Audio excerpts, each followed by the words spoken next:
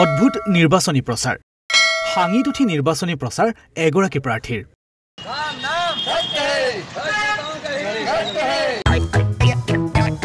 নিৰ্বাচনী প্ৰচাৰৰ বাবে কি নকৰে প্ৰাৰ্থীয়ে এবাৰ এখোজ আগবাঢ়ি এগৰাকী প্ৰাৰ্থীৰ আজব কৌশল হাঙিত উঠি অঞ্চলে অঞ্চলে প্ৰচাৰ চলাইছে প্ৰাৰ্থীগৰাকী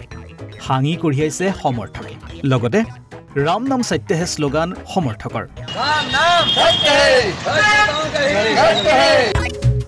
এইদৰে ভোটাৰৰ দৃষ্টি আকৰ্ষণৰ চেষ্টা চলাইছে প্ৰাৰ্থীগৰাকীয়ে আৰু এই আজব প্ৰাৰ্থীগৰাকী হৈছে পূব উত্তৰ প্ৰদেশৰ উমেশ যাদৱ এইবোৰ কাৰ্যৰ বাবে অৰ্থী বাবা বুলিও জনাজাত উমেশ যাদৱ এইবাৰ উমেশে দেৱৰীয়া সমষ্টিৰ পৰা নিৰ্দলীয় প্ৰাৰ্থী হিচাপে অৱতীৰ্ণ হৈছে উপনিৰ্বাচনত উল্লেখ্য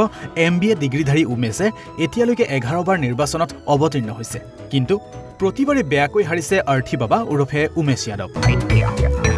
হাঙিত উঠিয়ে প্ৰতিবাৰে নিৰ্বাচনী প্ৰচাৰ চলাই আহিছে প্ৰাৰ্থীগৰাকী এইবোৰ কৰাৰ পাছতো ভোটাৰৰ মন জয় কৰাৰ ব্যৰ্থ উমেশ যাদৱ তথাপিও হতাশ নহয় আকৌ একে পন্থাকে লৈছে উমেশে এইবাৰ ভোটাৰৰ মন জয় কৰিব পাৰিবনে নোৱাৰে হেয়া সময়ে ক'ব নেশ্যনেল ডেস্ক ঈশান নিউজ